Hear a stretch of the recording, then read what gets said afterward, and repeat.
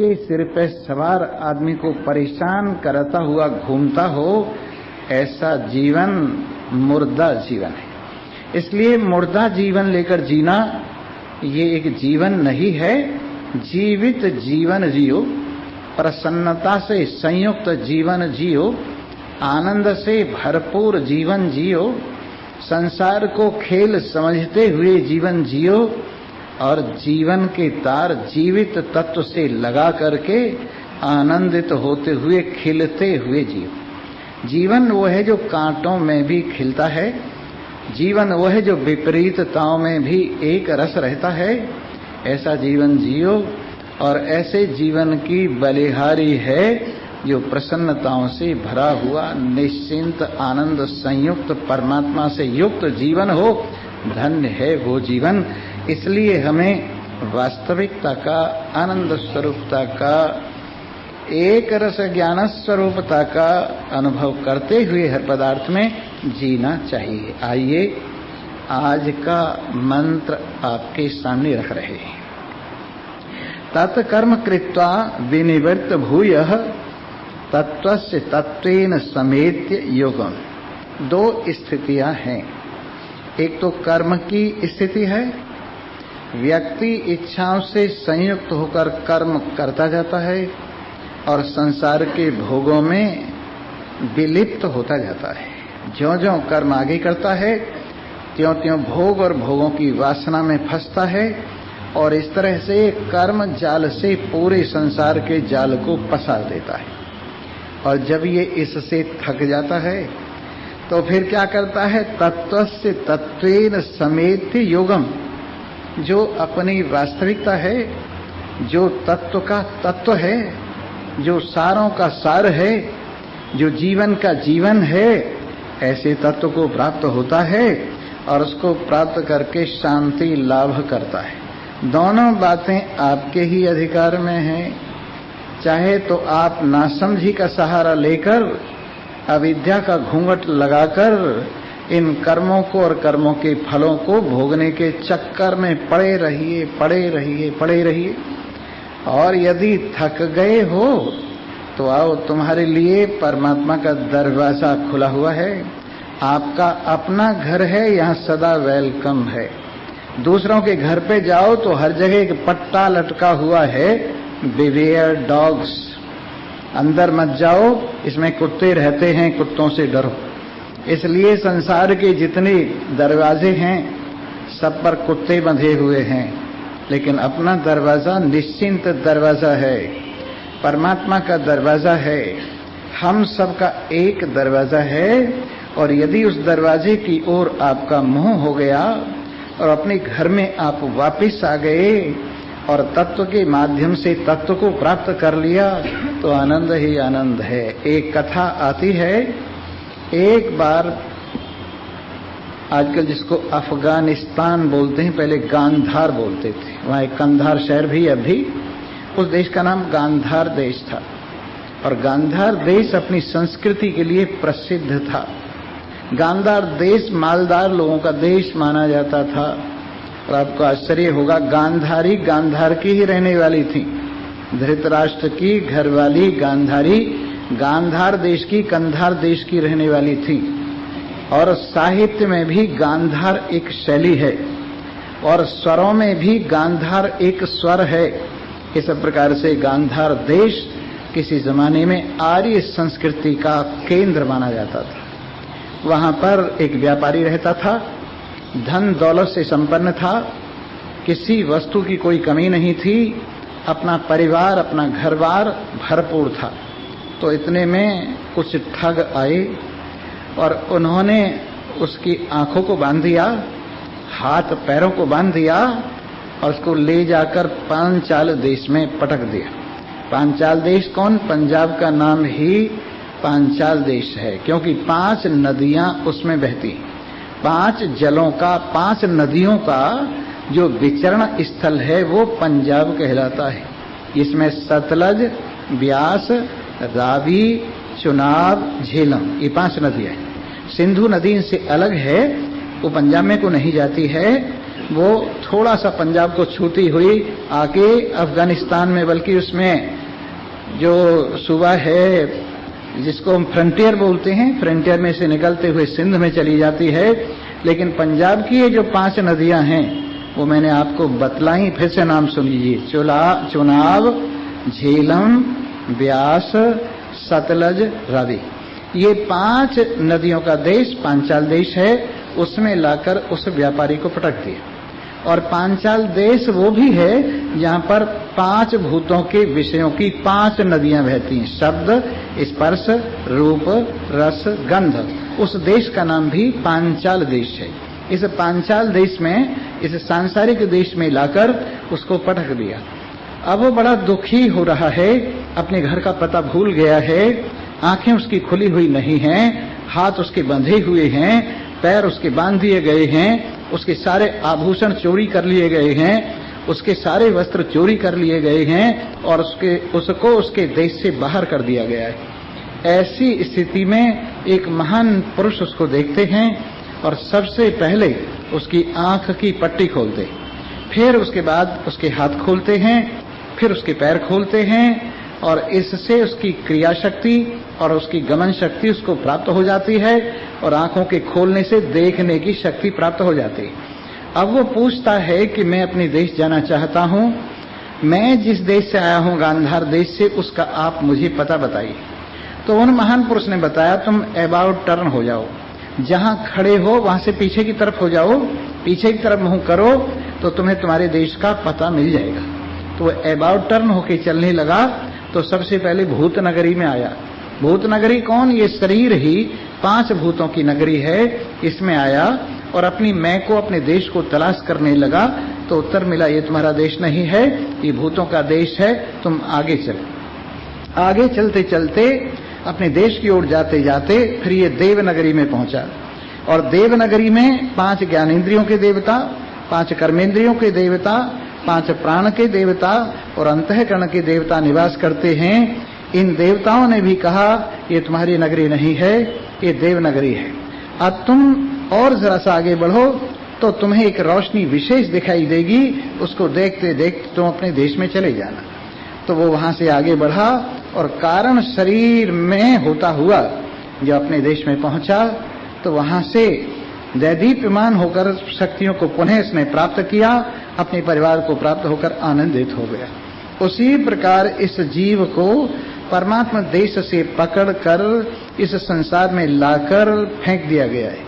इसकी ज्ञान शक्ति पर पट्टी बांधी गई है, इसकी कर्म शक्ति छीन ली गई है और इसकी गमन शक्ति भी छीन ली गई है और ये लुढ़कता पुढ़कता इन विषयों के जंगल में फिर रहा है और बुरी हालत हो रही है।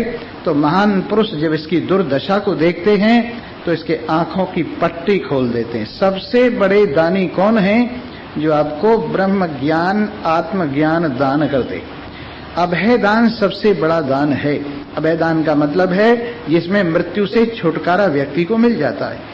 मृत्यु सबसे बड़ा भय है, मृत्यु से बढ़कर कोई भय नहीं है। उस भय को जहां निवृत्त कर दिया जाता है वो अभय दान कहलाता है। तो अपने स्वरूप के ज्ञान से अभय दान की प्राप्ति होती है और आदमी महसूस करता है कि न मे मृत्यु शंका न मे जाति भेदा, पिता नैव मे नैव माता न जन्म, न बंधुर्न मित्रं गुरुर्नैव शिष्यः, चिदानंद रूपः शिवोहम शिवोहम। जब इसको अपने स्वरूप का बोध होता है, जब ये अपनी वास्तविकता में जागता है, जब तीनों शरीरों को मिथ्या समझकर 5 कोषों से अलग अपने आप को समझता है, तो ऐसी अनुभूति इसमें से जागृत होती है कि न मे मृत्यु शंका न मे जाति भेदा। मुझ अजर अमर अविनाशी शुद्ध सच्चिदानंद ब्रह्म में मृत्यु नाम की कोई वस्तु है ही नहीं। मुझे मृत्यु का भय निवृत्त हो गया है। मृत्यु केवल शरीर की मृत्यु है, मुझ आत्मा का मृत्यु से कोई संबंध नहीं। और इस प्रकार से मुझ में मृत्यु नहीं है। न जाति भेदा, और जाति का भेद वो भी शरीर को लेकर होता है, लेकिन शरीर को मिथ्या समझ लेने पर मुझ नारायण सच्चिदानंद ब्रह्म में कोई जाति का भेद भी नहीं। न मे मृत्यु शंका न मे जाति भेदा, पिता नैव मे नैव माता न जन्म। क्योंकि मैं अमर हूं, मेरा जन्म नहीं होता है, इसलिए माता पिता का संबंध भी शरीर के संबंध से माना जाता है, नहीं तो मुझ आत्मा का कोई माता पिता भी नहीं। न बंधुर न मित्रम गुरुर्नैव शिष्यः, चिदानंद रूपः शिवोहम शिवोहम। न कोई मेरा बंधु है, न कोई मेरा मित्र है, न कोई मेरा गुरु है, न कोई मेरा शिष्य है, क्योंकि मैं हूं ही अकेला।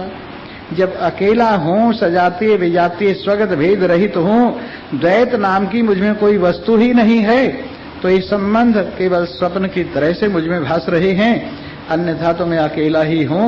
इसलिए कौन हूं मैं अकेला? चिदानंद रूपः शिवोहम शिवोहम। हे नारायण, अपने आप को जीव मानकर शरीरों की गलियों में धक्के खाने वाले, अपने आप को जीव मानकर कर्म और कर्म फल के चक्र में घूमने वाले, अपने आप को जीव मानकर इस संसार के कुएं में बार बार गिरने वाले, जरा सावधान हो और देख इस नारायण को कि तेरे बोकल बिच है चोर चोर, तेरे बोकल बिच है चोर। जिसे तू चाहता है, जिसे तू पाना चाहता है, जिसको पाकर सब मंजिलें परिपूर्ण हो जाती हैं, जिसको पाकर ढूंढने के लिए कुछ भी बाकी नहीं रह जाता, वो नारायण तेरे बुक्कल में है। ये चादर जो तूने ओढ़ी हुई है, और इस चादर का जो बुक्कल लगाकर तू बैठा है, इसमें ही विराजमान है। इसलिए इधर उधर क्यों ताक झांक कर रहा है? अपने आप को देख। तेरे बोकल बिच है चोर चोर, तेरे बोकल बिच है चोर। कोई रामदास कोई फतेह मोहम्मद, यही कदीमी शोर। कब से ये शोर मचा हुआ है सृष्टि के प्रारंभ से? मैं रामदास हूँ, मैं फतेह मोहम्मद हूँ, मैं हिंदू हूँ, मैं मुसलमान हूँ। पता नहीं कहाँ कहाँ की कल्पनाएं लिए फिरता है। कोई रामदास कोई फतेह मोहम्मद, यही कदीमी शोर। बोकल खोल के देखा भाई, तो निकल पड़ा कोई होर। तेरे बोकल बिच है चोर चोर, तेरे बोकल बिच है चोर। मुसलमान साड़न तो डर दे, हिंदू डर दे गोर। मुसलमानों को डर लगता है मुझे जला मत देना, अन्यथा तो नरक की अग्नि यही मुझे प्राप्त हो जाएगी। और हिंदू डरता है कहीं मुझे गाढ़ मत देना, नहीं तो कीड़े पड़ जाएंगे। ठीक तरह से चंदन की लकड़ी, घी और सामग्री में मेरी स्वाहा करना। तो मुसलमान साड़न तो डर दे, हिंदू डर दे गोर। पर जो साड़ा न जावे, गाढ़ा न जावे, ऐसा कोई होर। जिसको न जलाया जा सकता है, जिसको न गाढ़ा जा सकता है, ऐसा नारायण न हिंदू है न मुसलमान है। बिना बात की लड़ाइयां हो रही, बिना समझे लड़ाइयां हो रही हैं, और लोग लड़ रहे हैं। कोई दाढ़ी को लेके लड़ रहा है, कोई चोटी को लेके लड़ रहा है, किसी ने क्रॉस उठाया हुआ है लड़ने के लिए, किसी ने चक्र उठाया हुआ है लड़ने के लिए। बिना बात लड़ते फिर रहे हैं, झगड़ते फिर रहे हैं। अन्यथा तो ये सम नारायण, एक रस नारायण, इसके अंदर कोई लहर तक भी नहीं है। ऐसा शांत सागर आपका अपना स्वरूप है। थोड़ा समझ कर तो देखिए। जब आप समझ जाते तो आपकी छुट्टी हो जाती, और जब तक समझते नहीं हैं तो कर्म करते हैं और फल भोगते हैं, कर्म करते हैं और फल भोगते हैं। इसलिए बहुत दिन हो गए मार खाते खाते, बहुत दिन हो गए जन्म मरण के चक्र को भुगतते भुगतते, बहुत दिन हो गए रोग और बुढ़ापे को झेलते झेलते। क्या अपने प्रति आपको अपने हृदय में दया नहीं आती है? अरे दूसरों पर दया करते फिरते हो, लेकिन क्या अपने आप पर दया नहीं आती है? जो अपना स्वरूप अपने आप को भूलकर व्यक्ति इस संसार के चक्र में, जन्म मरण के चक्र में दुख उठाता फिर रहा है, और अपने आप के पार खोने के लिए कोई भी पुरुषार्थ नहीं कर रहा, किसी से पूछ भी नहीं रहा है इस दुख का अंत कहाँ हो, किसी से पूछ भी नहीं रहा है कि जन्म मरण कहाँ कटेगा। क्या अपने आप पर दया नहीं आती है? किसी और पर दया नहीं करता तो न सही, कम से कम अपने आप पर तो दया कर।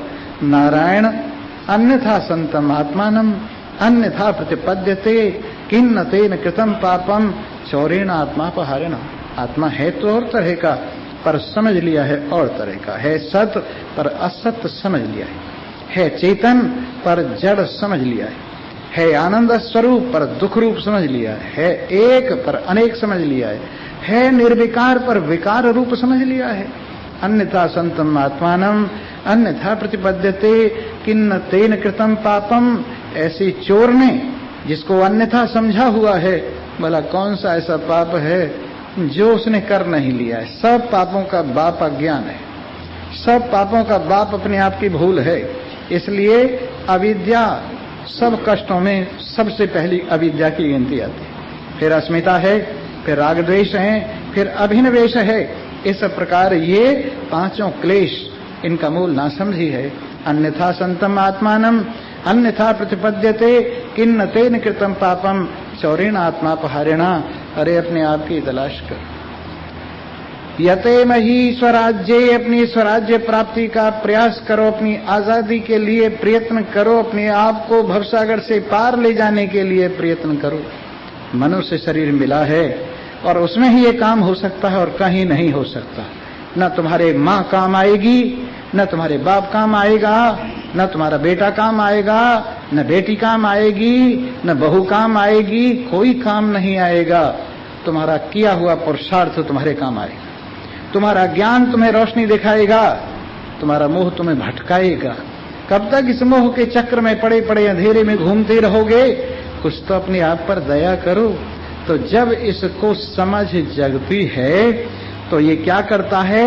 तत्वेन तत्वस्य, तत्व की वास्तविकता को तत्व से समझकर समेत योगम, योग को प्राप्त हो जाता है, भगवान के साथ जा मिलता है। और ऐसी स्थिति होती है, ज्यों जल में जल आए खटाना, त्यों ज्योति संग ज्योति समाना। जैसे जल में जल आ मिलता है, वैसे ही नारायण के साथ ये एक रूप हुआ आनंद की गंगा में शरीर के रहते रहते समझ आ जाती है। जब तो उधर शरीर भी रहता है, उधर मजा भी रहता है, उधर संसार भी रहता है, उधर अपने प्रियतम से मिलन भी रहता है। पर एक सत्य समझा जाता है, एक असत्य समझा जाता है। अपने प्रियतम से मिलना सत्य है, संसार का काम काम चलाऊ है। अपने प्रियतम के साथ एक रूपता सत्य है, संसार के साथ मिलना जुलना यूं ही काम चलाऊ है। इसलिए मिल जाओ परमात्मा से। परमात्मा की भुजाएं खुली हुई, जो कोई भी परमात्मा की भुजाओं में आना चाहे आ जाओ। भगवान निमंत्रण देते हैं कि सन्मुख हो ये जीव मोहे जब ही, जन्म कोटि अघनासों तब ही।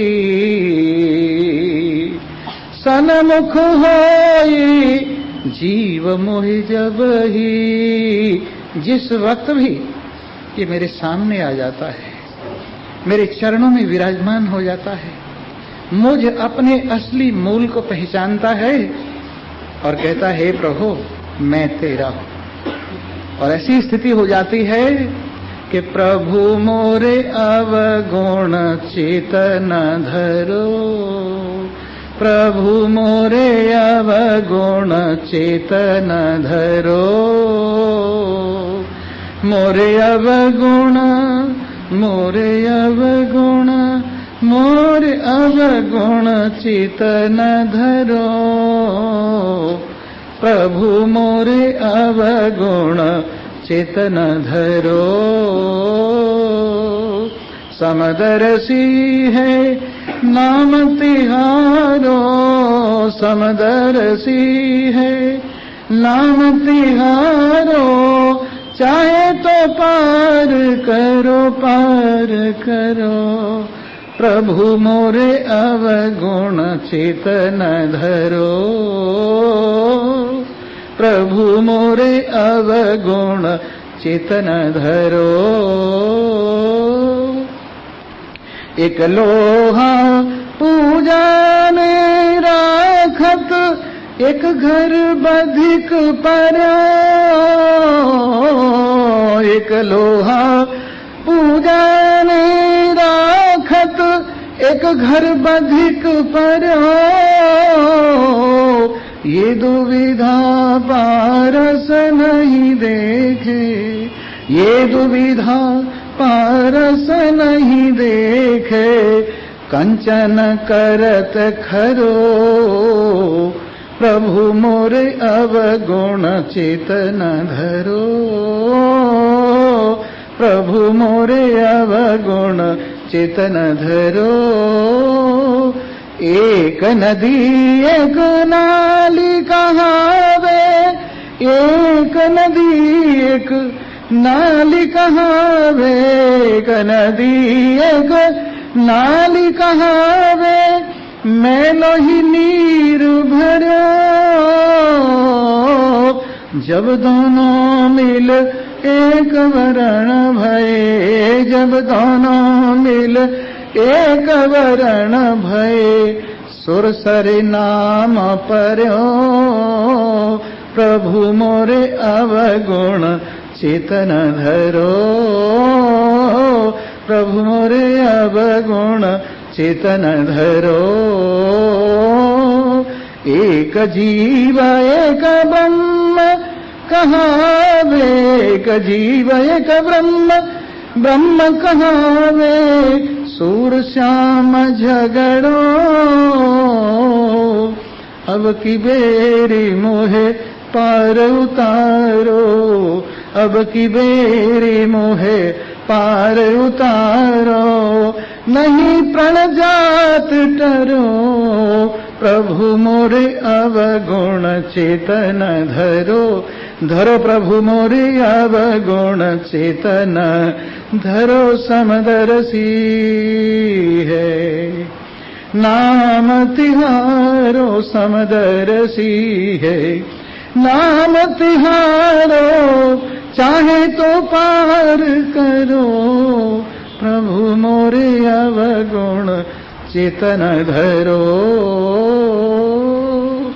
जब ऐसा भगवान के चरणों में निवेदन करता है, आत्मनिवेदन, तो इसका फल क्या होता है कि सन्मुख हो ये जीव मोहे जब ही। जन्म कोटि अघना सो तब ही। जब भी सच्चे दिल से मेरे सामने आ जाता है और मुझको पुकारता है, तो मैं जरा सी देर नहीं करता, इसके सारे पाप एक क्षण में दूर कर देता हूं। करोड़ों जन्म का अंधेरा एक गुफा में है, लेकिन सूर्य की किरणों का प्रवेश होते ही सारा अंधेरा एक क्षण में दूर हो जाता है। वैसे ही जीव के हृदय में अविद्या का अंधेरा करोड़ों जन्मों से चला आ रहा है, लेकिन भगवान की कृपा कटाक्ष होते ही एक क्षण में ही सारा अंधेरा दूर हो जाता है। ऐसे पतित पावन समस्त पाप नसावन हृदय स्वामी अंतर्यामी अपने हृदय में विराजमान रहते हुए क्यों भटक रहे हो? अरे क्यों इधर उधर धक्के खा रही हो? एक बार जो कोई देखे दीदार तुम्हारा, हो जाए हमेशा को खरीदार तुम्हारा। एक बार जो कोई देखे दीदार तुम्हारा, हो जाए हमेशा को खरीदार तुम्हारा।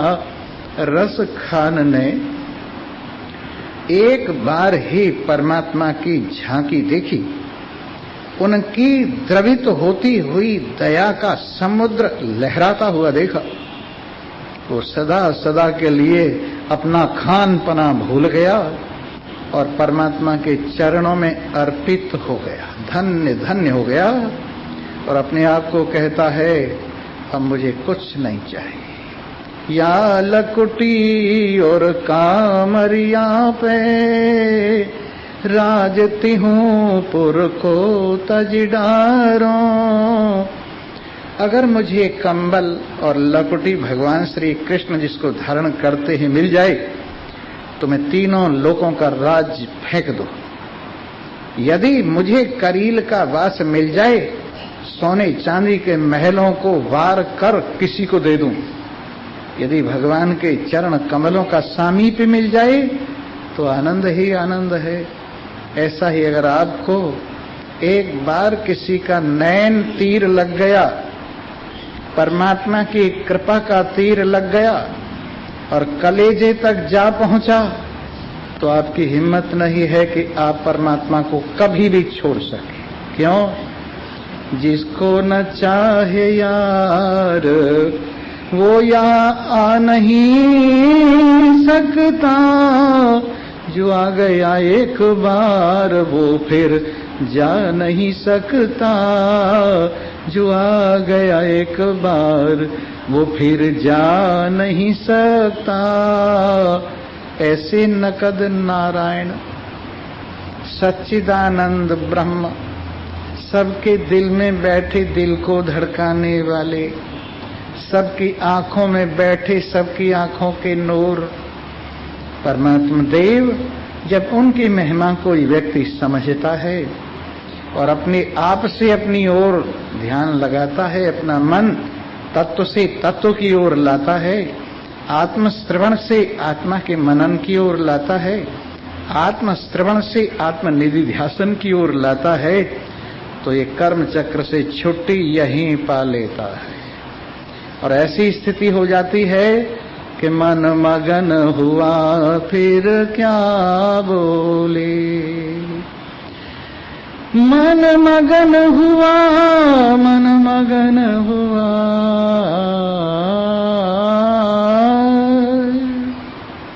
नारायण के साथ एक रूप हो गया। अपनी मैं नाम की वस्तु नारायण के चरणों में घुल गई।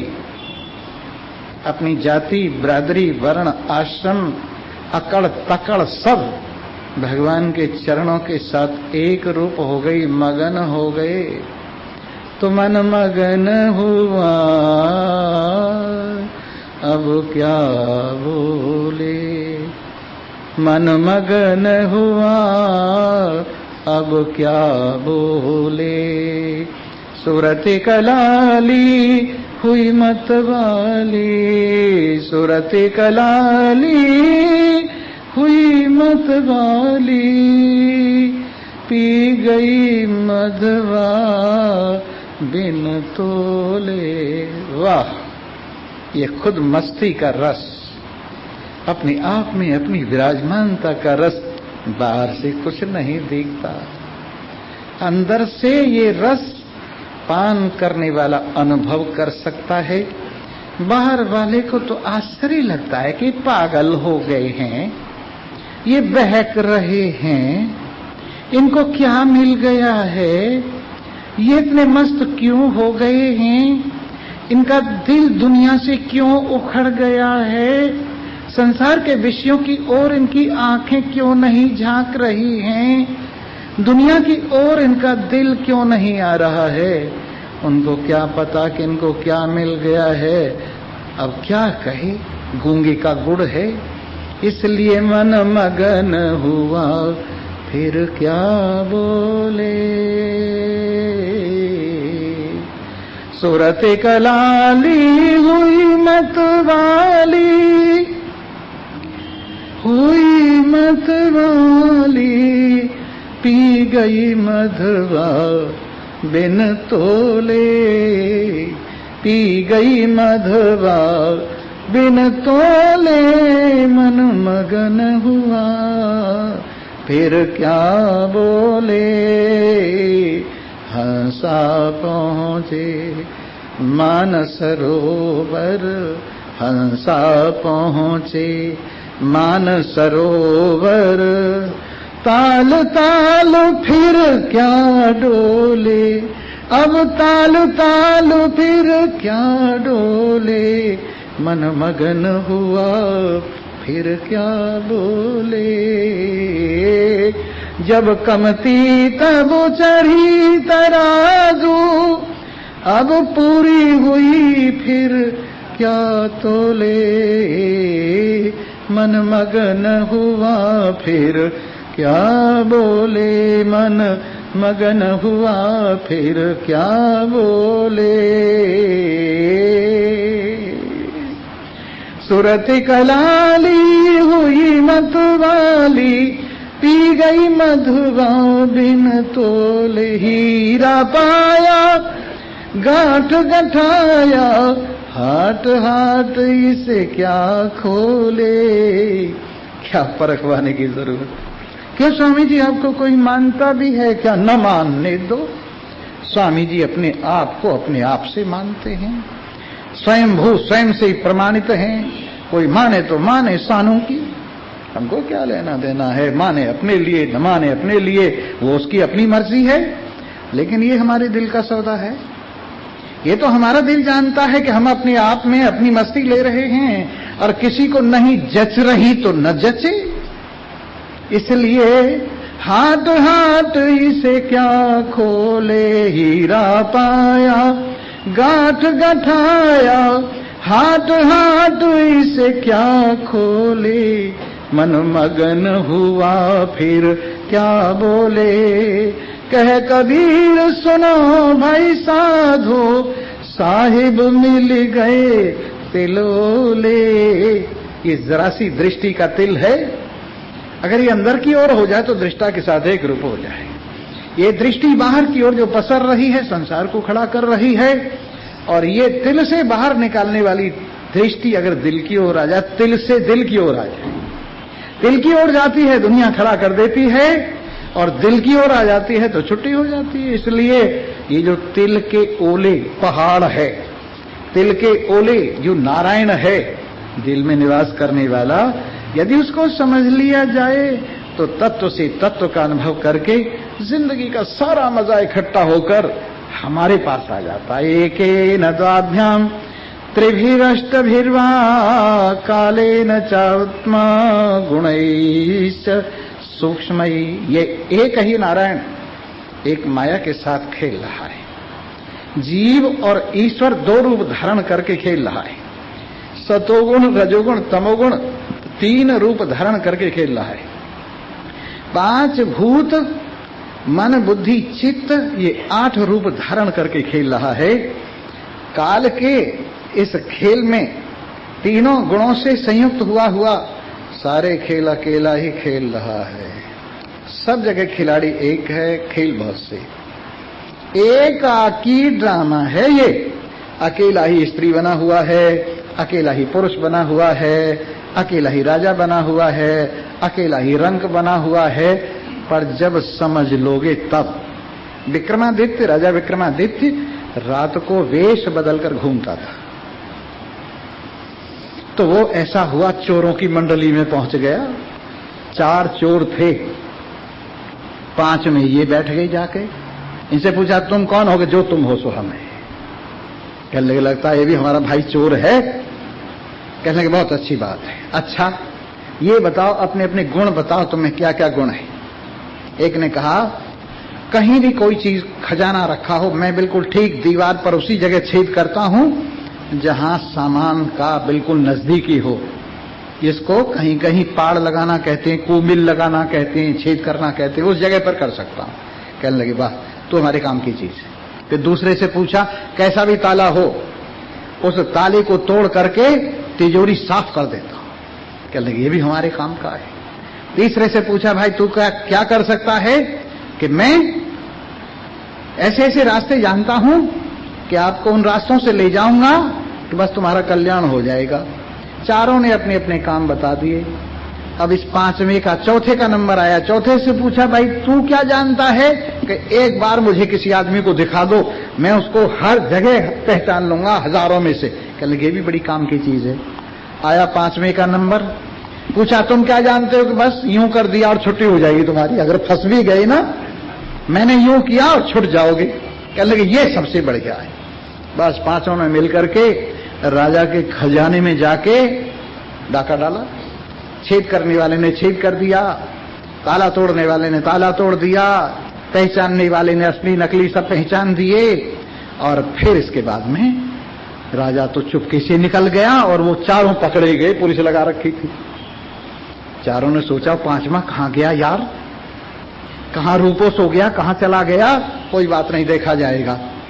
अब वो चारों कहने लगे, क्यों भाई, जब राजा के सामने पेशी हुई कि अब देखो तूने अपना काम ठीक कर दिया, तूने अपना काम ठीक कर दिया, तूने अपना काम ठीक कर दिया, अब तू बता वो आदमी कौन सा है जो यूं कह रहा था कि सिर हिलाने से छुट्टी हो जाएगी, पहचान उसको। कहने लगे, भाई बता दूं क्या? कि हाँ बता दे, कि ये जो सिंहासन पर बैठा हुआ यही घरे राजा है, ये हो सकता है कि मानो चाहे न मानो, है यही। सजा हुई इन चारों को मौत के घाट उतार दिया जाए। तो वो कहने लगा, हुजूर मौत तो हो रही अब, फांसी लग रही अब, पर नाड़ हिलेगी कब? ये गर्दन कब हिलेगी तुम्हारी? उसने कहा अच्छा छोड़ दो। वैसे ही ये नारायण सब में ऐसा बैठा हुआ है, जब एक गर्दन हिला देगा उसी दिन सारे दुखों की छुट्टी हो जाएगी। ये चोरों में शामिल हुआ बैठा है, ये चोरों में शामिल हुआ बैठा है, लेकिन है ये शुद्ध सच्चिदानंद ब्रह्म। जिस दिन इसने गर्दन हिला दी कि छुट्टी, बस छुट्टी है। ऐसे नारायण परमात्मा देव एक ही, एक रूप से, दो रूप से, तीन रूप से, 8 रूप से, काल रूप से और अपनी महिमा से सारा सूक्ष्म से सूक्ष्म महिमा को लेकर क्रीड़ा कर रहे हैं। और जब जागना चाहेंगे उसी दिन एक क्षण में जाग जाएंगे। अब आपकी मर्जी है, अगर जागना चाहोगे तो इतने से में जाग जाओगे। और कई बार हमने देखा है घड़ी अलार्म लगा के रखने की जरूरत नहीं जागने वाले को, लेकिन जिसको जागना है घड़ी का अलार्म बोलता रहेगा, दादी मर सत्यानाश नींद खराब कर रही है। इसलिए कितना ही कोई बोलता रहे, जब तक जागने की इच्छा न हो तब तक कोई नहीं जगा सकता। लेकिन जिस दिन तुम्हारी जागने की इच्छा होगी, तुम्हें जरा सा इशारा चाहिए, उतने से ही जाग जाओगे। इन्हीं शब्दों के साथ जयराम जी की है। अब एक भजन सुनाता हूं। और अब ये तो तुम सोच ही रहे होगे कि धीरे धीरे जन्माष्टमी भी आ रही है, पर उससे पहले एक भजन सुनो। चली चली रे पतंग मेरी चली रे, सुना है तुमने ये गाना? सुना है? अच्छा, आपके इसको इस तरह से पढ़ो। चली चली रे हमारी मती चली रे, चली चली रे हमारी मती चली रे, जिसे देख देख दुनिया जली रे, जिसे देख देख दुनिया जली रे, चली चली रे मती हमार चली रे, चली चली रे हमार मती चली रे। हो के ज्ञान पे सवार अज्ञानवा के पार, हो के ज्ञान पे सवार अज्ञानवा के पार, जिसे देख देख दुनिया जली रे, चली चली रे पतंग, चली चली रे मती हमार चली रे, चली चली रे हमार मती चली रे। गति अपनी मती लासानी, इसकी गति कहूं ने न जानी, लेके चेतन का प्यार चली छोड़ घर बार, ये उड़ती लगे बड़ी भली रे, चली चली रे पतंग चली चली रे, चली चली रे हमार मती चली रे।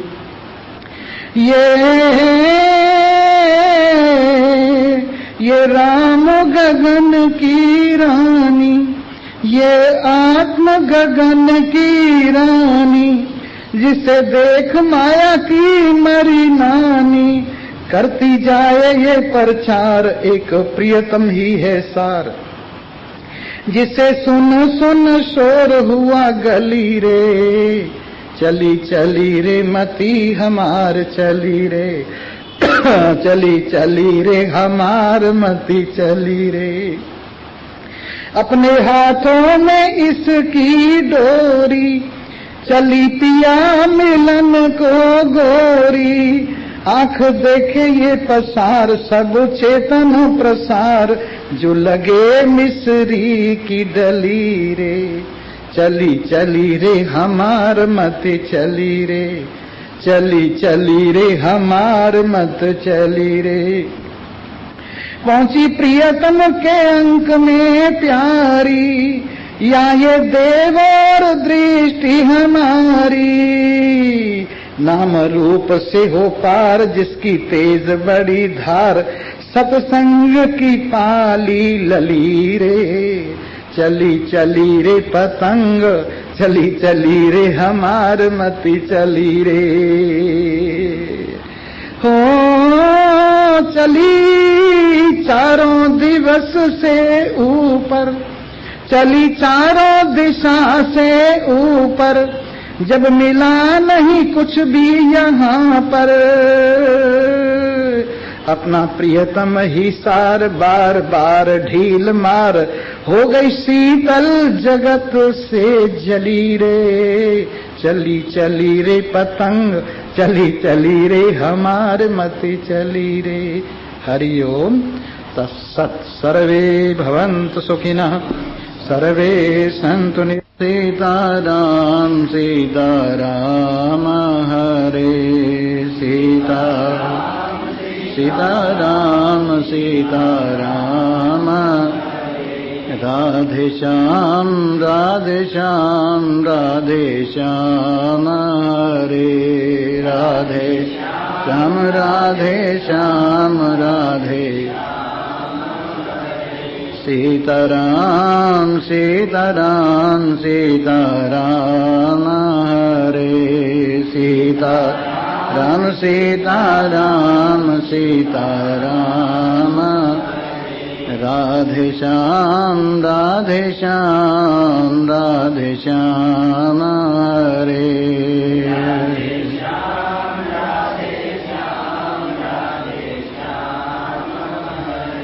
राम राम कहते रहो जब लग घट में प्राण, राम राम कहते जब लग घट में, कभी तो दीन दयालु के भनक पड़ेगी कान, कभी तो दीन। सीताराम सीताराम सीताराम हरे सीताराम सीताराम सीता, राधे श्याम राधे श्याम राधे श्याम हरे राधे श्याम राधे श्याम। एक घड़ी आधी घड़ी आधी से पुनियाद, एक आधी से पुनियाद, तुलसी संगत साध की हरे कोटि अपराध, तुलसी संगत साध की हरे कोटि। सीताराम सीताराम सीताराम हरे सीताराम सीताराम सीताराम, राधे श्याम राधे श्याम राधे श्याम हरे राधे श्याम राधे श्याम। धन यौवन उड़ जाएंगे जैसे उड़े कपूर, धन यौवन नारायण हरि को भजो क्यों चाटो जग धूर, नारायण हरि को क्यों चाटो जग। सीताराम सीताराम सीताराम हरे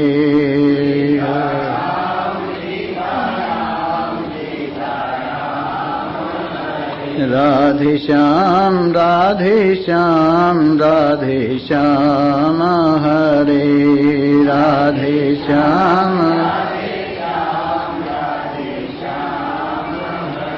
श्वास श्वास पे राम कहे वृथा श्वास मत खोई, श्वास श्वास पे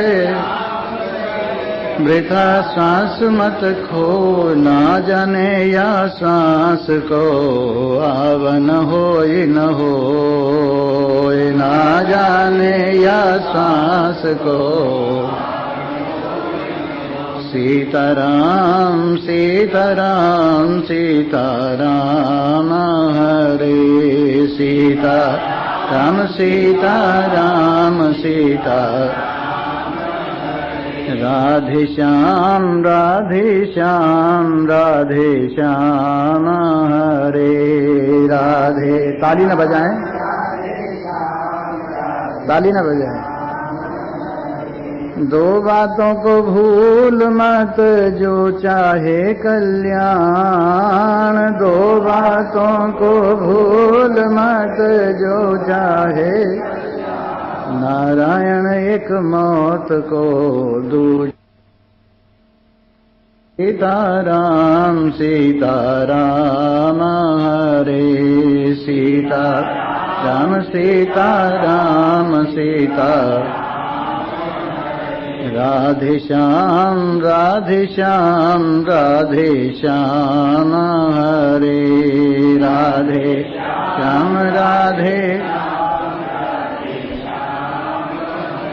तुलसिया संसार में कर लीजिए दो काम, तुलसिया संसार में कर लीजिए दो, देने को टुकड़ा भला लेने को हरि नाम, देने को टुकड़ा भला लेने को। सीताराम सीताराम सीताराम हरे सीताराम सीताराम सीता राधे श्याम राधे श्याम राधे श्याम हरे राधे श्याम राधे। राम नाम जाना नहीं चित में करी मरोड़, राम नाम खाली हाथों वो गए जिनके लाख करोड़, खाली हाथों वो गए जिनके। सीताराम सीताराम सीताराम हरे सीताराम सीताराम राधे श्याम राधे श्याम राधे श्याम हरे राधे श्याम राधे श्याम। तेरे लेखे कुछ करो भलो बुरो संसार, तेरे लेखे कुछ भलो बुरो संसार। नारायण तू बैठ के अपनो भवन बुहार, नारायण तू बैठ के अपनो।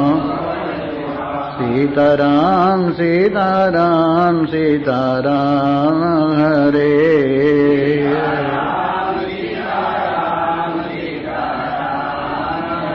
राधे श्याम राधे श्याम राधे श्याम हरे राधे श्याम राधे श्याम। सीताराम सीताराम सीताराम हरे सीताराम।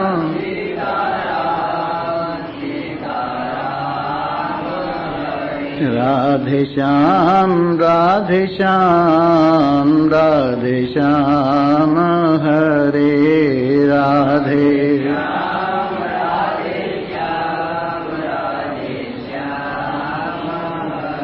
बोलो कृष्ण भगवान की जय। सियावर रामचंद्र महाराज उमापति महादेव की।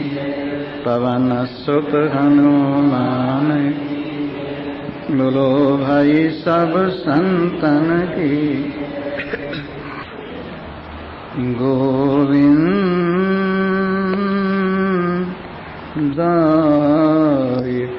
नमो नमः। कृष्णाय नमो नमः। नारायणाय नमो नमः। आरभ्य कर्माणि गुणान्वितानि भावांश्च सर्वान् विनयोजयेत्यः तेषाम् अभावे कृतकर्मनाशः कर्मक्षये याति स तत्ततो अन्यः। आदित संयोग निमित्त हेतु परेष्वकालादकलोऽपि दृष्टः तं विश्वरूपं भवभूतमीड्यम् देवं स्वचित्तस्तमुपास्य पूर्वम्। उपस्थित भाग्यवान श्रोता वृंद, कल की कथा में आपने श्रवण किया कि कर्म के प्रवाह से ये जीव अनेकानेक गतियों को, शरीरों को प्राप्त होता हुआ इस संसार चक्र में चक्र लगाता रहता है। कभी पुण्य के फल स्वरूप स्वर्गादिक लोकों की सैर करता है और कभी मिश्रित पुण्य पाप के मिश्रण से विराजमान मनुष्य इत्यादि के शरीरों को प्राप्त होता है और कभी पाप की प्रधानता वाले कर्मों के अनुसार निकृष्ट से निकृष्टतर शरीरों को ये प्राप्त होता रहता है। लेकिन जब थोड़ी सी इसमें परमात्मा कृपा का भाव सम्मिलित होता है तो उस समय ये अपनी प्रवृत्तियों को अंतर्मुखी करता है और प्रवृत्तियों के अंतर्मुख होने पर तत्व से तत्व का, अपने आप से परमात्मा का अवलोकन करता हुआ इस खेल से छुट्टी पा लेता है। इस प्रकार ये प्रवृत्ति दो प्रकार की है। एक प्रवृत्ति बाहर की ओर, बहिर्मुखता की ओर ले जाने वाली है, जिस प्रवृत्ति के अंदर वासना की प्रबलता होती है और उसके फल स्वरूप तरह तरह के कर्म करता है और भोग भोगता है। एक प्रवृत्ति वैराग्य से संयुक्त होती है और ये उस प्रवृत्ति का सहारा लेकर महान पुरुषों की कृपा का पात्र होता है और आत्मज्ञान इसको श्रवण करने को मिलता है और श्रवण मनन निधिध्यासन की प्रवृत्ति से महावाक्यों का विचार करते हुए ये अपनी ओर, परमात्मा की ओर, अपने जीवन दाता की ओर आता है और परम शांति का लाभ प्राप्त करता है। इस प्रकार ये 1, 2, 3, 8 प्रकार की प्रकृतियों के साथ खेलता हुआ, एक प्रकार की प्रकृति माया हुई, 2 प्रकार की प्रकृति माया और अविद्या हुई, 3 प्रकार की प्रवृत्ति सतोगुण, रजोगुण, तमोगुण हुई और 8 प्रकार की प्रकृति 5 भूत, मन, बुद्धि और चित्त हुए। इस प्रकार ये 8 प्रकार की, 3 प्रकार की, 2 प्रकार की और 1 प्रकार की इस प्रवृत्ति का सहारा लेकर और काल क्रम से और अपने अंदर जो तरह तरह के गुण हैं उन जीव वाले गुणों से इस संसार के खेल में अत्यंत सूक्ष्म रूप से विराजमान हुआ लीला करता रहता है। एक बात थोड़ी सी और हम बताते चलें, जब ये शरीर छोड़ता है तो इस प्रकार की हमने पहले भी बताई थी पंचाग्नि विद्या में, कैसे यहाँ से जाता है, कैसे वहां से आता है। लेकिन थोड़ी सी बात और उसमें ये मिलानी है कि यदि व्यक्ति का हृदय स्वच्छ हो और मिक्सिंग न हो विचारों की, तो इसको जल्दी ही शरीर छोड़ते ही दूसरा शरीर मिल जाता है। लेकिन यदि विचारों की तरह तरह की मिक्सिंग हो तो ये काफी दिनों तक उस मिक्सिंग में पड़ा हुआ तरह तरह की भूत प्रेत पिशाच इत्यादि की योनियों को प्राप्त करता है। इस प्रकार से ये अनेक प्रकार की गतियों में अपने ही कर्मों के फलस्वरूप आता जाता रहता है। और यदि थोड़ी सी जागृति हो जाए, भगवान की कृपा हो जाए, 3 भगवान की कृपाएं हमने कई बार बताई, मनुष्यत्वम, मुमुक्षत्वम, महापुरुष संशय। एक तो भगवान की कृपा है कि मनुष्य शरीर हमें प्राप्त हो जाए, दूसरी कृपा है हमारे हृदय में मुमुक्षता का भाव जागृत हो जाए, और तीसरी कृपा है महान पुरुषों का आश्रय मिल जाए। ये 3 चीज भगवान की कृपा का फल है, मनुष्यत्वम, मुमुक्षत्वम, महापुरुष संशय। एक तो मनुष्य शरीर, एक मुक्ति की इच्छा, एक महान पुरुषों का आश्रय सहारा, ये तीनों भगवान की कृपा से प्राप्त होती है। इसके ऊपर एक दोहा कहा है, जो न तरे भव सागर नर समाज अस पाए। ऐसा दुर्लभ साज जो सुलभ होकर प्राप्त हो गया है, मनुष्य शरीर भी मिल गया है जो भवसागर की नाव है, श्रेष्ठ संत रूपी मल्लाह भी मिल गए हैं, भगवान की अनुकूल हवा भी प्राप्त हो गई है, जो इतना सामान पाके भी भवसागर को पार नहीं होता, वो किए हुए की निंदा करने वाला है। और किस किस को दोष लगाता है, काल ही कर्म ही ईश्वर ही मिथ्या दोष लगाए। कभी तो काल को दोष लगाता है, क्या करूं जी मेरे पास समय नहीं है, समय होता तो मैं भी कथा में आता, समय होता तो मैं भी भजन करता, समय होता तो मैं भी अच्छे काम में लगता। लेकिन ये इसकी बहुत बड़ी भूल है। समय किसी को समय नहीं देता है, समय से समय छीना जाता है, क्योंकि समय के आगे बाल हैं और पीछे गंजा है, और यदि आपने आगे से बाल पकड़ लिए तो पकड़ में आ जाएगा, और जो आगे से निकल गया तो फिर निकल जाएगा। इसलिए समय का इंतजार करना कि समय हमें समय देगा, वो संभव नहीं। आपको ही समय से समय छीनना पड़ेगा।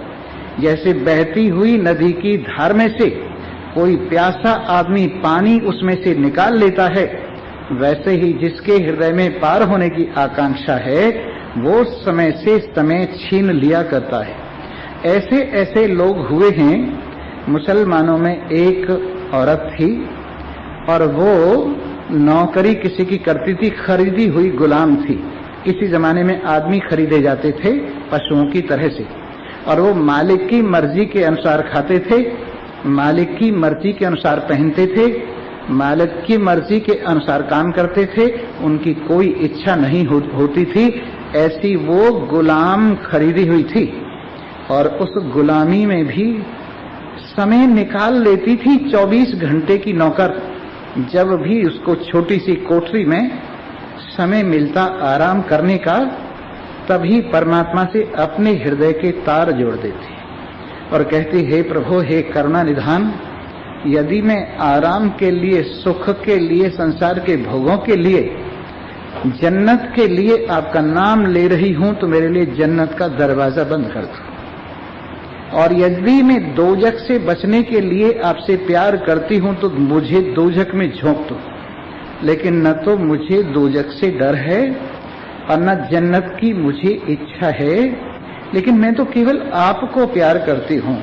न मुझे जन्नत चाहिए, न दोजख से बचने की इच्छा है। जहां तुम प्राप्त हो, अगर आप जन्नत में प्राप्त हो तो जन्नत में ठीक है, दोजख में प्राप्त हो तो दोजख भी मुझे स्वीकार है। ऐसे परमात्मा से एकांत प्रेम करती थी, और ऐसे सन्मुख होकर बातचीत करती थी कि बस पूछे मत। एक दिन उसके मालिक ने सोचा कि ये किससे बात करती है और कौन आता है इसके पास रात्रि में। तो उसने किवाड़ों की दराज से देखा, किवाड़ों के जो पल्ले होते थे उसके अंदर तख्ते लगते थे, उसमें छेद रह जाते थे। उससे देखा तो उसके चारों ओर एक उजाले का, उसके चारों एक प्रकाश पुंज विराजमान है। वो उस प्रकाश पुंज से नहाई हुई अपने प्रियतम से अपने आप में ही वार्तालाप कर रही है। तो उसने देखा, ओहो, ये तो इतनी बड़ी भक्त है, मैं तो इसको साधारण औरत समझता था और इससे मनचाहा काम लेता था, इसको बड़ा कष्ट भी देता था। मेरे से बड़ा अपराध हुआ है। भगवान से क्षमा मांगी और उससे कहा, बेटी तुम दरवाजा खोलो। उन्होंने दरवाजा खोला। कहने लगे, मुझे पता नहीं था तुम परमात्मा की इतनी भक्त हो, मुझे पता नहीं था इन गुलामियों में, इन जंजीरों में परमात्मा का प्रेम पल रहा है। मुझे पता नहीं था झोंपड़ी में परमात्मा का प्यार हिलोरें ले रहा है। मुझे क्षमा करो और मैं अब तुम्हें ये वर देता हूँ, तुम आजाद हो, जो चाहे मुझसे मांग सकती हो। तो उसने कहा, आका मैंने आपके यहाँ रहकर भगवान के प्रेम को प्राप्त किया है, निरंतर मैं आपके इस एहसान को भुला नहीं सकती। अब बस मैं ये चाहती हूँ, मुझे आजादी आपने दे ही दी है कि मैं यहाँ से चली जाऊं, क्योंकि अब मेरे प्रेम का पर्दा खुल गया है, अब मेरे प्रेम का राज खुल गया है और मैं इस प्रेम को संसार के भोगों से भुनाना नहीं चाहती, इस प्रेम को एक दिखावा बनाना नहीं चाहती हूँ। तो उसके बाद वो जंगल में चली गई और जंगल में रहते रहते सारी जिंदगी उन्होंने भगवान के प्रेम में अपनी आयु बिताई।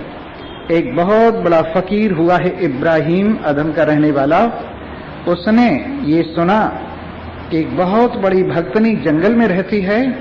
तो पहले तो वो काबे दर्शन करने के लिए आया, लंबी दंडवत करते करते काबा शरीफ पहुंचा, लेकिन वहां से काबा गायब हो गया था और आकाशवाणी हुई, मैं उस भक्तनी के आंचल में छिपा हुआ हूँ, तुम्हारे अहंकार से डरकर कि मैं बड़ा तपस्वी हूँ, मैं वहां जा छिपा हूँ, अगर तुम मेरा दर्शन करना चाहते हो तो जाओ उस भक्तनी के पास। इब्राहिम अदम वहां पहुंचा और जाकर देखा कि वहां पर जानवर बैठे हुए हैं, एक और शेर बैठे हुए हैं, एक और हिरन बैठे हुए हैं, एक और सांप बैठे हुए हैं, एक और मोर बैठे हुए हैं। और उससे पूछा कि सब क्या है? कि सब अहिंसा का प्रभाव है, मैं किसी को मन से बुरा नहीं सोचती हूँ, मैं किसी को वाणी से बुरा नहीं कहती हूँ, मेरे जीवन में सबके लिए स्थान है, भेद की कोई जगह नहीं है, तो परमात्मा सर्वव्यापक सब में विराजमान है, ये समझ के मैं प्यार करती हूँ, इसलिए इन सबको मेरा विश्वास है। लेकिन तुम्हारा अभिमान, तुम्हारा गरूर कि मैंने इतना तप किया है, उसकी वजह से लोग उठकर भाग गए हैं। अब आओ और देखो, काबा मेरे पास मेरे दर्शन करने के लिए आया है, तुम्हारे अभिमान से मेरे पहलू में छिपा हुआ है, और देखो मेरी चादर ओढ़कर। इब्राहिम अदम ने देखा कि सचमुच उस चादर में काबा विराजमान है। मेरे मित्रों, मैंने इसलिए ये कहानी सुनाई कि जो समय के अभाव की बात करते हैं, अब आप देख लीजिए 24 घंटे की गुलाम एक औरत कितनी भक्ति कर सकती है, परमात्मा से कितना प्यार बढ़ा सकती है, परमात्मा से किस प्रकार मिल सकती है। तो आपको ये कहना कि मेरे पास समय नहीं है, व्यर्थ का कहना। कभी कहते हैं हमारे भाग्य में कर्म में नहीं लिखा हुआ, इसलिए हम कथा नहीं सुन सकते, कर्म में नहीं लिखा हुआ इसलिए आत्मज्ञान नहीं सुन सकते, कर्म में नहीं लिखा हुआ इसलिए सत्संग में नहीं आ सकते। उनको भी पता होना चाहिए कि मनुष्य शरीर उसी को मिलता है जिसके कर्म में भगवान का भजन भक्ति होती है, और यदि मनुष्य शरीर को प्राप्त करके भजन भक्ति नहीं है तो उसने मनुष्य शरीर का मजाक उड़ाया है और भगवान की देन को व्यर्थ ही फेंक दिया है। इस तरह से मनुष्य शरीर भी भगवान की कृपा से मिलता है, कर्म आपके श्रेष्ठ हैं और ईश्वर तो आप पर दया कर ही रहे हैं, ऐसा बहाना नहीं बनाना चाहिए। इसके लिए वेद में एक मंत्र है, असुरिया नाम ते लोका अंधेन तमसा आवृता तांस्ते प्रेत्या विगच्छन्ति ये च आत्मन हनु जनाः। असुरिया नाम ते लोका, जो आसुरी लोक हैं, जिन पर शरीर की ही जहाँ पर प्रधानता है, आत्मा की चर्चा जहाँ सुनने को नहीं मिलती है, भगवान की चर्चा से जिस लोग का कोई संबंध नहीं है, ऐसा आश्री लोग, ऐसे आश्री लोग असुरिया नाम तेलो का अंधेन तमसा आवृता, जो अंधेरे से, मोह के अंधेरे से भरे हुए हैं, जहाँ पर ज्ञान की चर्चा के लिए समय नहीं है, ऐसे लोग असुरिया नाम तेलो का अंधेन तमसा आवृता तांस्ते प्रेत्या विगच्छन्ति ये के आत्महनो जना, जो आत्मा का हनन करने वाले हैं, अपने आप का भी उद्धार करने के लिए तैयार नहीं हैं, अपने आप को अज्ञान की सूली पर चढ़ाए हुए हैं, अपने आप को कुसंग के नरक से संयुक्त किए हुए हैं, ऐसे लोग मर करके शरीर छोड़कर इन लोगों को प्राप्त होते हैं, आसुरी लोगों को।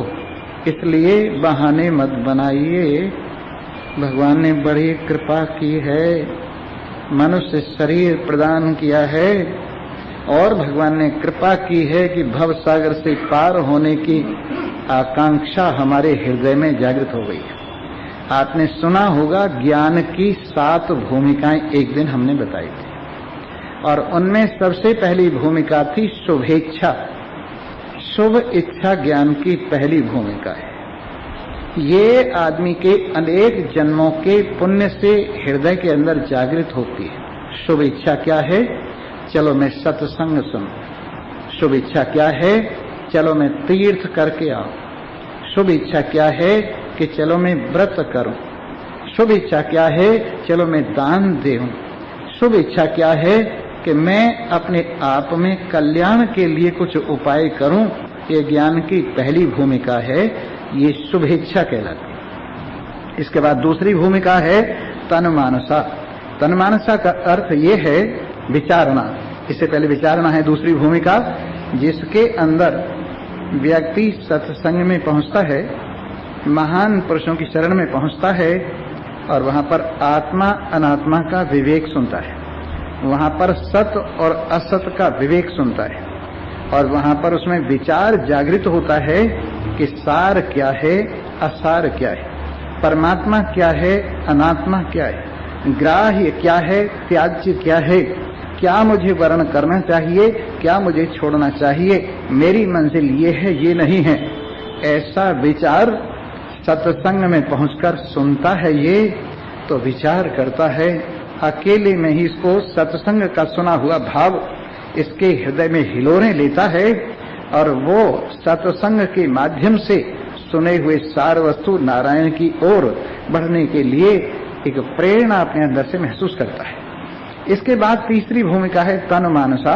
सत्संग सुनते सुनते जब इसमें ज्ञान की परिपक्वता होने लगती है तो ये संसार को घटाने लगता है और परमात्मा को बढ़ाने लगता है, संसार के संबंध को कम करने लगता है और भगवान के संबंध को बढ़ाने लगता है। ये तन मानसा है, जिसमें असार को एक तरफ किया जाता है और सार में विराजमानता का प्रयास किया जाता है।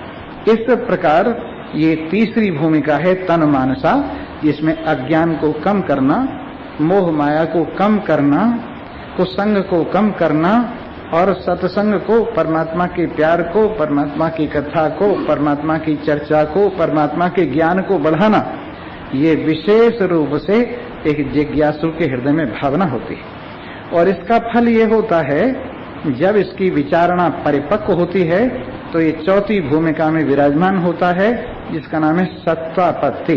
सत्तापत्ति का तात्पर्य सत्व में, नारायण में अपने स्वरूप में विराजमान हो जाना पक्का करके, फिर डामाडोल न हुए, द्वैत की ख्याल भी मन में ना आए, अपनी अद्वैत भाव में विराजमान होकर ब्रह्म सत्यम जगन मिथ्या ये भावना परिपक्व हो जाए और ये जीव ब्रह्म से अलग नहीं है, ये परिपक्वता इसमें आ जाए तो ये अपनी सीट पर विराजमान हो गया है। और अब इसके लिए संसार तमाशा हो गया है। पांचवी भूमिका है, जिसको कहते हैं असंशक्ति, कहीं भी लगाव न रहना। संसार से काम तो चलाता है लेकिन संसार में मन इसका उलझा हुआ नहीं रहता है। अधिक से अधिक कोशिश करता है कि संसार के काम से जल्दी फुर्सत प्राप्त करूं और जल्दी से अपने स्वरूप में विराजमान हो। ये भावना एक सत्संगी की रहती है कि वो प्रारब्ध व संसार का काम तो करता है लेकिन उसको रुचि पूर्वक नहीं करता। ऐसे करता है जैसे कारावास में सौंपा हुआ काम। जैसे कोई कारावास में चला जाए, आप मत ख्याल करना, मैं तो गया हुआ हूं, मैंने देखा है, क्योंकि गोरक्षा आंदोलन की बात है। सन 66 में मैं जेल खाना देख आया हूं, कारावास देख आया हूं। तो वहां कारावास में सब चीज मिलती है, आपको कंबल भी मिलता, हम तो अपने कपड़े ले गए थे, और बर्तन भी मिलते हैं वहां, और सब चीज आपको मिलती है। तो वहां आप कारावास के दिए हुए कपड़ों की रक्षा करते हैं लेकिन अपना नहीं समझते। आप वहां कारावास में दिए गए पात्रों की, बर्तनों की रक्षा करते हैं लेकिन अपना नहीं समझते। कारावास की कोठरी को झाड़ू लगाते हैं, साफ रखते हैं लेकिन अपना नहीं समझते। कारावास के स्नान करने की जगह पे स्नान करते हैं, शौचालय में जाते हैं, उनका उपयोग करते हैं लेकिन अपना नहीं समझते और छुट्टी के लिए इंतजार करते रहते हैं कि कब मेरी छुट्टी हो। वैसे ही प्रारब्धवश ज्ञानवान भी इस संसार के जेल खाने में अपने आप को रखता तो है और इस सबसे संसार से काम लेता है लेकिन इस सबको किसी को भी अपना नहीं समझता, उन साथियों को भी समझता है। तब तक ही है भगवान जल्दी मुझे छुट्टी देवे और इन कारावास के साथियों से मेरी जान छूटे। भगवान मुझे यहाँ से छुट्टी देवे, कारावास के बर्तन और कपड़ों से मेरी जान छूटे। भगवान यहाँ से छुट्टी देवे और जल्दी से जल्दी मैं इस कोठरी से बाहर निकल जाऊं। उसी तरह से संसार भी है तो कारावास ही, पर ना समझी से हम इसको आवास समझ रहे हैं। कारावास को आवास समझ रहे हैं, हथकड़ी बेड़ियों को गहना समझ रहे हैं और इस चक्कर में इस जेल खाने में मौज से पड़े हुए हैं। स्वामी जी ऐसी कृपा कर दो ये जेल खाना कभी भी छूटे ना।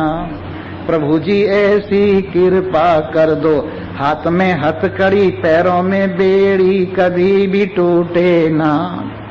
क्यों? सोने की हैं, डायमंड्स के हैं गले में। हार कहूं के हार कहूं, क्योंकि हार का मतलब दो होता है, एक तो हारना और एक गले में जो पहना जाता है वो हार। अब तुम्हारी हार कहूं कि तुम्हारा हार कहूं, गले में पहने हुए हैं और सब चीज है। स्वामी जी कोई देख न ले, छिपा लो, फिर पहन क्यों रहा है? पहन तो इसीलिए रही हो देवी हो कि कोई देखे, अब देखे ही नहीं तो पहनने का फायदा क्या है? इसलिए संसार का ऐसा विचित्र खेल है कि हम इसमें बड़े मोह से, मजे से अपना समझ करके पड़े हुए। लेकिन अगर हमें ये पता चल जाए कि ये सब हाथ की हथकड़ी हैं और पैर की बेड़ियां हैं, कहीं घरवाली छोड़ के न भाग जाए, इसलिए हथकड़ी बेड़ी पहनाई जाती, कुछ कान में डाल दी जाती हैं, कुछ हाथों में डाल दी जाती हैं, कुछ पैरों में डाल दी जाती हैं, कुछ गले में डाल दी जाती है, यहाँ तक कि नाक में भी डाल दी जाती है कि देवी हमारे साथ रहे, देवी हमारे साथ रहे। हमने देखा आदमियों का भी यही हाल है, आग दो घर लागी। ऐसा हुआ, एक मुसलमान थे, वो तीतरों की लड़ाई उनको बड़ी पसंद है, तीतर पालते हैं वो लोग और शर्तें लगती हैं तीतरों की लड़ाइयों के ऊपर। तो वो एक तीतर को ले जा रहे थे घुमाने, उसको कसरत कराते, बढ़िया खाना खिलाते, घुमाने जंगल में ले जा रहे थे और वो तीतर उनके पीछे पीछे भागता चला जा रहा था। मैंने पूछा, बड़े मियाँ इसके पर कैच कर रखे हैं क्या? ना जी, पर तो इसके बिल्कुल ठीक ठाक हैं। फिर ये तुम्हारे पीछे पीछे क्यों आ रहा है? कि ये जो मेरे पास पिंजरा है इसमें तीतरी है। इसमें क्या है? समझ गए ना? इस तीतरी की वजह से पीछे पीछे आ रहा है। तो घरों के पिंजड़े में जो तीतरी बंद है ना, तुम कहीं तक चले जाओ, शाम को कहाँ आओगे? कहाँ आओगे बताओ? उसी पिंजड़े में आओगे जहां तीतरी बंद है। संसार का है ही खेल ऐसा। और हम लोग इससे यूं समझते हैं कि ये कल्याणकारी है। और स्वामी जी से भी कहते हैं, स्वामी जी अब तक तो चांदी के ही, अब के सोने के बनवा दो, और सोने के हो जाए तो अब के डायमंड की कृपा कर दो। और इस तरह से देखिए कितना मोह माया है। लेकिन जिस दिन ये पता चले कि सब जेल खाने का सामान है, जिस दिन पता चले इसमें हमारा कुछ भी नहीं है, ये सब न हम साथ लाए हैं न साथ ले जाएंगे, बस बीच बीच के खिलौने हैं, अगर ये पता चल जाए तो आदमी फिर सोचता है, हे भगवान मुझे बाहर निकाल, हे भगवान मुझे बाहर निकाल। हम जेल में 1 महीने रहे और ये समझ के रहे ये कृष्ण भगवान का जन्म स्थान है, ये भगवान श्री कृष्ण के जन्म की जगह है कारावास, ये हमारा सौभाग्य है। लेकिन फिर भी अंदर से छूटने की इच्छा थी। वहां एक पंडित थे, कथा हुआ करती थी, हम भी कथा करते थे और वो भी कथा करते थे। एक भजन था, हम सुनाया करते थे, राम रतन धन पाया मैंने राम रतन धन पाया। तो उसकी उन्होंने नकल बना रखी थी, कभी कभी हंसी में सुनाते थे कि राम रतन धन पाया मैंने राम रतन धन पाया, 7 दिन की सुन के मैं तो जेल खाने में आया और 1 महीने की कैद हो गई, बार बार पछताया, राम रतन दल पाए तो सुनाया करते। तो इस तरह से ये संसार, यदि हमें पता लग जाए कि जेल खाना है, बंधन है, और हमें ये पता चल जाए जन्म मरण और रोग और बुढ़ापा, ये 4 यहाँ पर उपहार दिए जाते हैं। जो कोई आता है उसके लिए उपहार रखे हुए हैं। क्या क्या? जन्म का, मरण का, बुढ़ापे का और रोग का। स्वामी जी मेरे कान में दर्द हो गया है। मैंने कहा किसने कहा कान लेने को? कान वापस कर दे। अजी क्या बात करते हो, जिसमें दर्द होता हो? ऐसा मोह है। लेकिन जब ये पता चल जाए ये सब बंधन है तो भाई इसको फेंका नहीं जाता, इसको निभाना भी है और काम भी बनाना है। काम बनाने से पहले मत छोड़ना इसको। जैसे नाव को जब तक किनारे पर न लग जाए बीच में मत छोड़ देना, नहीं डूब जाओगे। वैसे ही तुम ये सोचो अगर शरीर दुख रूप है तो आज ही छोड़ देते हैं, पर उससे छूटेगा नहीं, अगला शरीर इससे भी खराब मिलेगा। इसलिए शरीर को छोड़ना नहीं है। इस शरीर का, मनुष्य शरीर का सदुपयोग करना है और इसे काम बनाना है। कौन सा काम बनाना है? भवसागर से पार जाने का काम बनाना है। इसलिए इन कर्मों से जरा ऊपर उठना है। कर्मों का चक्र कैसा है? आरभ्य कर्माणि गुणान्वितानि भावांश सर्वान् विनयोजयेद् यः। परमात्मा देह अंतर्यामी, माया अधिपति, माया विशिष्ट ब्रह्म, वो इन प्रारब्ध कर्मों के अनुसार इन व्यक्तियों को हिसाब से जहां तहां जोड़ देता है। एक औरत बहुत रोने लगी, कहने लगी स्वामी जी मेरा पति मेरे अनुकूल नहीं है। मैंने कहा भाग्य में यही लिखा था निभा। कहने लगे निभता नहीं है, ऊट पटांग है। मैंने कहा ऐसी बात नहीं है। ऐसा था, एक औरत थी, उसका नाम था, उसके पति का नाम था तुम्बकतूरा। क्या नाम था? तुम्बकतूरा। वो नाम उसे पसंद नहीं आया। उसने सोचा कोई बढ़िया सा पति छांटूं, ये तुम्बकतूरा नाम बड़ा खराब है। चल दी। जाते जाते एक औरत चक्की पीस रही थी। दूसरों का उस जमाने में ये कल वगैरह तो थी नहीं, मशीन नहीं थी। लोग हाथों से आटा पीस पीस कर उसका किराया मिलता था और उससे गुजारा करते थे। तो वो पीस रही थी दूसरों का आटा। इसने पूछा बहन जी क्या नाम है तुम्हारा? कि मेरा नाम लक्ष्मी है। फिर ये क्या कर रही हो? कि बस दूसरों का आटा पीस के गुजारा करती हूँ और तो मेरा कोई काम है नहीं, अकेली हूँ। कहने लगे देखो नाम तो लक्ष्मी और दूसरों का आटा पीस रही। फिर इसके बाद एक आदमी के पास पहुंची और वो घास खोद रहा था। उससे पूछा तेरा नाम क्या है? कि मेरा नाम धन सिंह है। ये क्या कर रहा है तू? घास खोद रहा हूँ, गरीब आदमी हूँ, मंडी में बेचूंगा, घास मंडी में, चारा मंडी में, और उससे मेरा गुजारा होगा। लो नाम तो धन सिंह, खोद रहा है दूब। इसके बाद एक आदमी जा रहा था, राम राम सत्य है, राम राम सत्य है। पूछने लगी ये कौन है? कि अमर सिंह था, मर गया है। उसने सोचा सब उल्टी उल्टी बात है। लक्ष्मी पीसे पीसने, धन सिंह खोदे दूब, अमर सिंह तो मर गया, अपना तुम्बकतूराई खूब। इसी से काम चला, नाम में कुछ नहीं रखा। तो इस तरह से अब तुम अदल बदल करना चाहो वो तो संभव नहीं है कि भाग्य के लेख। ये क्या है? भाग्य के लेख हैं आरभ्य कर्माणि गुणान्वितानि। जैसे जैसे प्रारब्ध कर्म हैं, शरीर को बनाने से पहले जो नियति तय हो गई है उसे कोई बदल नहीं सकता। और आप इंतजार कीजिए, धीरे धीरे निकल जाएगा, घबराते क्यों हो? एक एक दिन रोज निबट रहा है। इसलिए परमात्मा देव इस जीव के कर्मों के अनुसार इसको यथा योग्य गुणों से अन्वित करते हैं। कहीं लक्ष्मी दे दी, बुद्धि नहीं है। कहीं बुद्धि दे दी, लक्ष्मी नहीं है। कहीं पर स्वास्थ्य दे दिया, रोटी नहीं है। कहीं रोटी है तो भूख नहीं है। ऐसे प्रारब्ध के खेल, ये सब प्रारब्ध के खेल हैं। पूरा सुखी कोई नहीं है जो शरीर धारण करके आए, समझे ना? आप दूसरे को देख के सुखी हो रहे हैं, अच्छी बात है, कोई बात नहीं, पर अगर पोटली खोलोगे तो वहां भी दुखी ही निकलेगा। इसलिए तन धर सुखिया कोई न देखा, जो देखा सो दुखिया हो। तन धर सुखिया कोई न देखा, जो देखा सो दुखिया हो। पर कौन सुखिया है? कहे कबीर सुनो भाई साधो, राम भजे सो सुखिया हो। किसी हालत में हो, जो अपना मन भगवान के सहारे लगा देता है वही सुखी है, और बाकी सब लोग संसार में दुखी।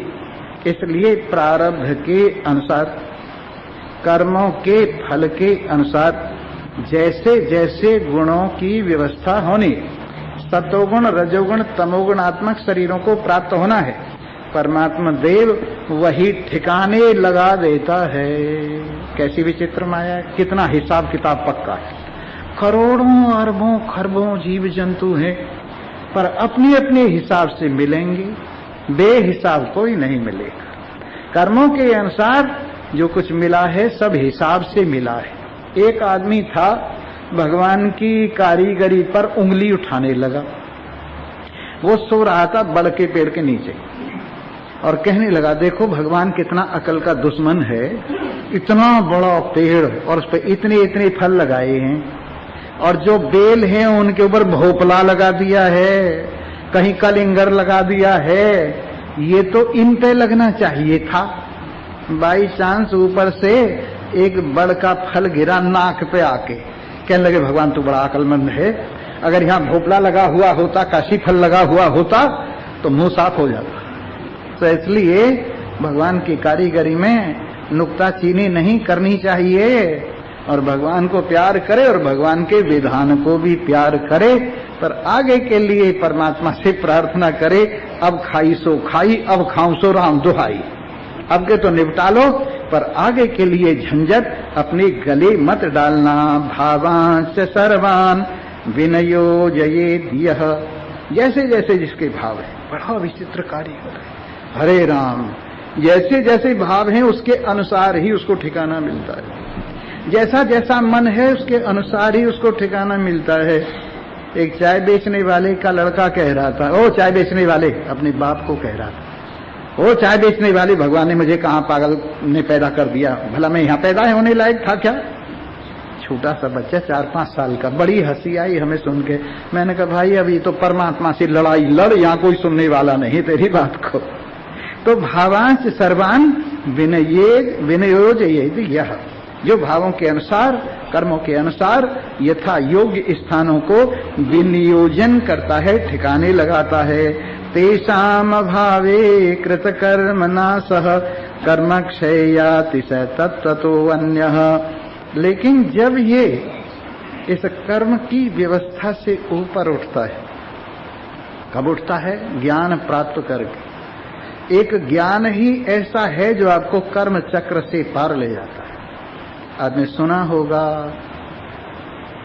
एक ऋषि हुए हैं, उनकी बहुत सी स्त्रियां थी, बहुत सी स्त्रियां थी। उनमें से एक स्त्री का बेटा गरुड़ भी था और दूसरी स्त्री के बेटे सांप थे।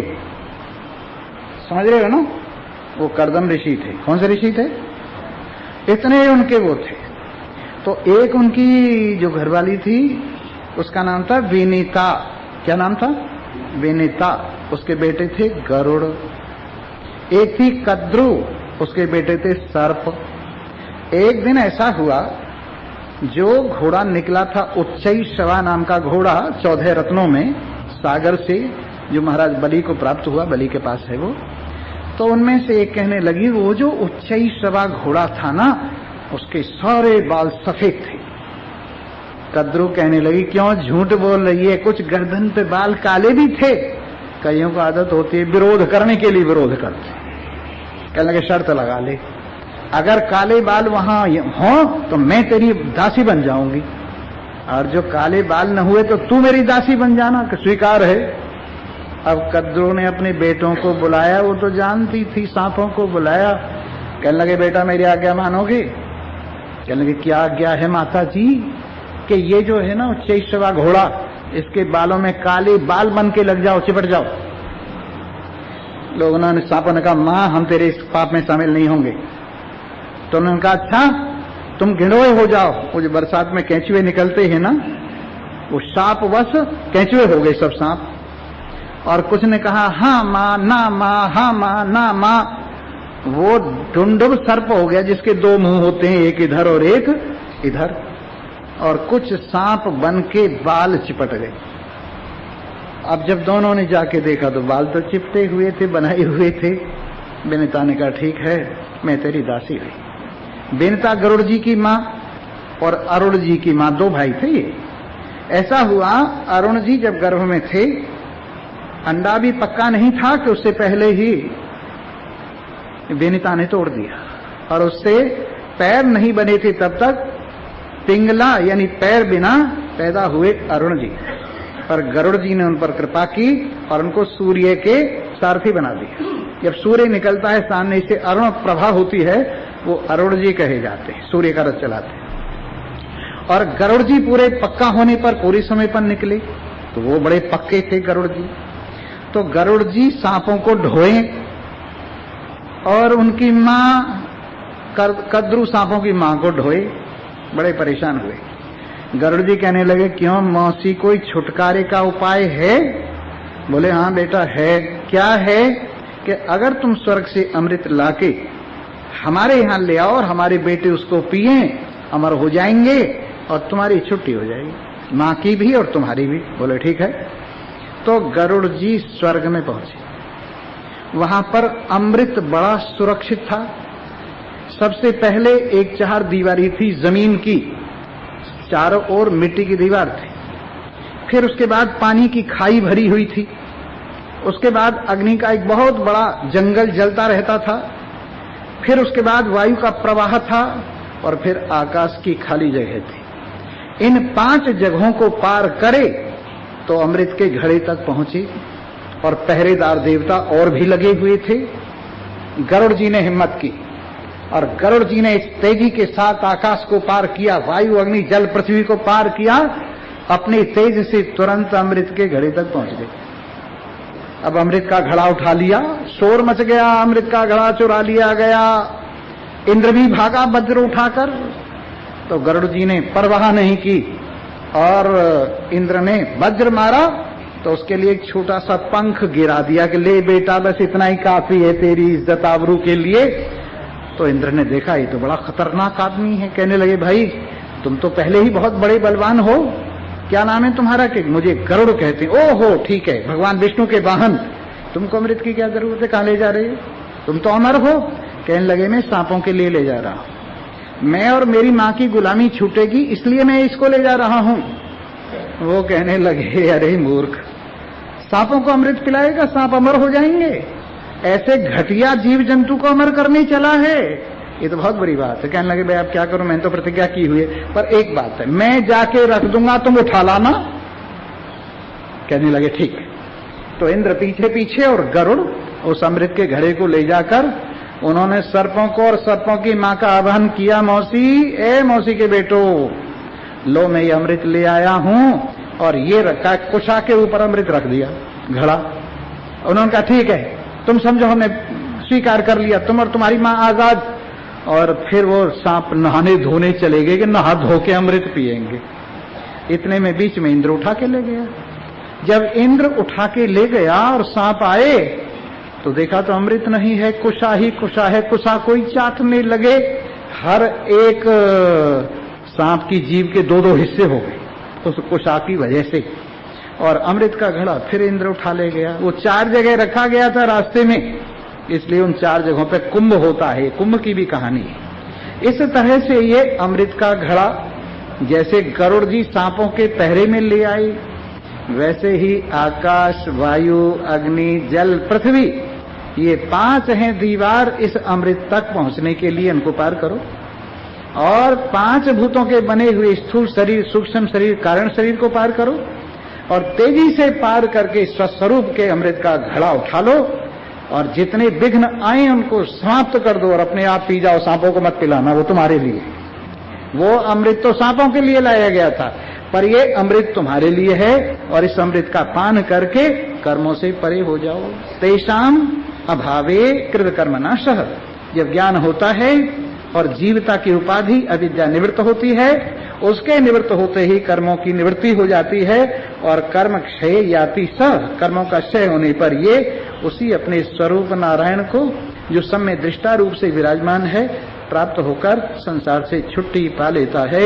इन्हीं शब्दों के साथ आज मैंने सोचा था एक भी भजन नहीं सुनाऊंगा और मैंने सुनाया भी नहीं, क्योंकि कल कई लोग कह रहे थे आज तो आपने भजनों की लाइन लगा दी। मैंने कहा आज लाइन कट कर दी, पर चलो एक भजन फिर भी सुनाई देता हूं। बोलो सच्चिदानंद। अब धीरे धीरे होली भी आ रही है भाई और खूब आनंद लेना। आइए अब आपको मैं भजन बढ़िया सा ही सुनाऊंगा। सब बढ़िया, मेरे भजन सब बढ़िया है। क्यों? अपना बेटा कैसा ही हो सबको अच्छा लगता है, तो ये सब भजन हमारे क्या हैं? बेटे हैं, इसलिए सब हमको अच्छे लगते हैं, कोई खराब नहीं लगते। इसलिए आपकी समझ अलग बात है भाई। आइए, जितना मन दुनिया में प्यारे उतना परमार्थ में होए, जितना मन दुनिया में, बस इतने से ही काम चल जाएगा। जितना तुम अपनी घरवाली को प्यार करते हो उतना ही भगवान को प्यार कर लो, बेड़ा पार हो जाएगा। जितना तुम अपने घरवाले को प्यार करते हो उतना ही भगवान से कर लो, बेड़ा पार हो जाएगा। जितना तुम लक्ष्मी को, धन दौलत को प्यार करते हो उतना ही प्यार भगवान से कर लो, बेड़ा पार हो जाएगा। जितना अपनी संतान को प्यार करते हो उतना ही भगवान से प्यार करो, बेड़ा पार हो जाएगा। और जितना शरीर को